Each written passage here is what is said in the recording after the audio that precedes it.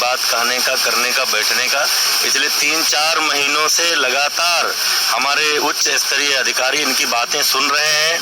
जो भी नियम कानून है, नियमावली परिनियमावली है, उसके दायरे में सभी समस्याओं का समाधान हो रहा है।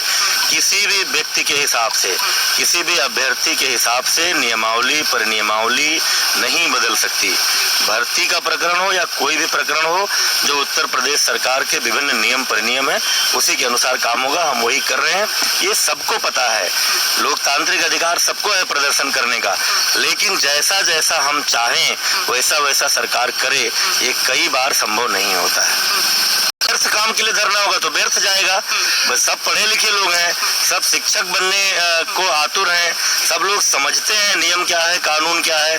नियम के दायरे से बाहर ना कोई मंत्री जा सकता है, ना कोई अधिकारी जा सकता है, ना कोई विभाग जा। हम नियमों के दायरे में ही काम कर सकते हैं और कर रहे हैं। भर्ती जारी हुई, उसमें तमाम सारे लोगों की अशुद्धियां थी। उन अशुद्धियों को, सामान्य प्रक्रिया तो ये थी कि रेलवे का रिजर्वेशन भी मेल का फीमेल और फीमेल का मेल हो जाए तो आपको स्वयं अनुभव होगा, आप यात्रा नहीं कर सकती। 12 बजे रात के बाद की अगर आपने तारीख भर दी है आज की, तो आपको टीटी ट्रेन में चढ़ने नहीं देगा, चढ़ जाएंगे तो उतार देगा। सबको ये सब पता है। इसके बावजूद पूरी संवेदनशीलता का परिचय देते हुए जिन संशोधनों से मेरिट पर कोई असर नहीं पड़ने वाला था, वो सारे संशोधन हमने स्वीकार किए। 1280-1300 के लगभग मामले थे, उनमें से अधिकांश को निपटाया। शेष बचे हुए मामलों में न्याय विभाग का परामर्श मांगा है, क्योंकि हमारी चिंता इन 1200 लोगों की तो है ही, साथ ही साथ उन 68,000 लोगों की ज्यादा है जिनकी भर्ती हुई है।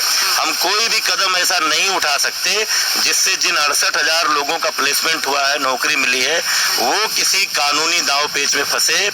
इसलिए पूरे प्रकरण की पहली बार ऐसा हुआ, एक एक एप्लीकेशन का अध्ययन हुआ है, एक एक केस की रिपोर्ट बनी है। हमने न्याय विभाग से परामर्श मांगा है। न्याय विभाग जैसा हमको परामर्श देगा, उसके अनुसार कार्रवाई करेंगे। कि सरकार के विभाग के किसी भी निर्णय से अगर किसी को असंतोष होगा, अगर किसी को लगेगा कि सही नहीं निर्णय है, तो इस देश में हर आदमी न्यायालय की शरण में जा सकता है। न्यायालय का आदेश फिर सर्वोपरि होगा, जैसा आदेश होगा।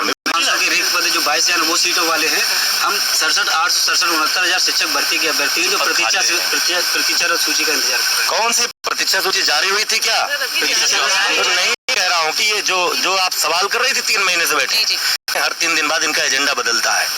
एक बार धरने बैठे थे कि संशोधन वाले लोगों को लिया जाए, फिर दूसरा आज खुद आप दूसरा एजेंडा। अभी भर्ती प्रक्रिया संपूर्ण नहीं हुई, अभी कुछ लोगों के आवेदन पड़े हुए हैं जिनमें कुछ विसंगतियों के कारण उनका निपटारा नहीं हुआ।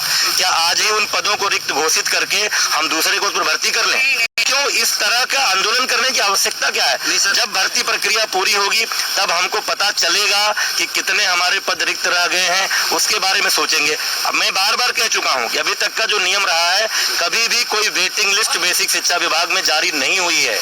भर्ती होती थी, 72,000 की भर्ती निकली थी, 43,000 लगभग लोगों की भर्ती हुई थी, शेष पद अगले आगे गए, कैरी फॉरवर्ड हुए। कभी ऐसा होता नहीं रहा है, कोई वेटिंग लिस्ट हम जारी नहीं करते हैं। लेकिन उसके बाद भी चूंकि आप लोगों की मांग थी कि जो पद बचे रह जाते हैं उस पर मेरिट को नीचे करके उसको भरा जाए, तो मैंने नहीं, हर चीज मंत्री, कोई लोकतंत्र में मंत्री राजा नहीं होता है, हर चीज नियमों के दायरे में होती है। मैंने आप लोगों को आश्वासन दिया है कि हमारी ये भर्ती प्रक्रिया पूरी होगी। जब फाइनली हमको पता चलेगा कि कितने पद नहीं भरे गए, तो हम इस बात पर विचार करेंगे कि मेरिट लिस्ट को नीचे ले जाकर करें। लेकिन उसके लिए इस तरह का आप धरना प्रदर्शन करके दबाव बनाओगे तो हम जल्दबाजी में कोई निर्णय हम नहीं लेंगे, क्योंकि हमको एक एक अभ्यर्थी, एक एक नौकरी पाए हुए व्यक्ति के भविष्य की हमको चिंता है।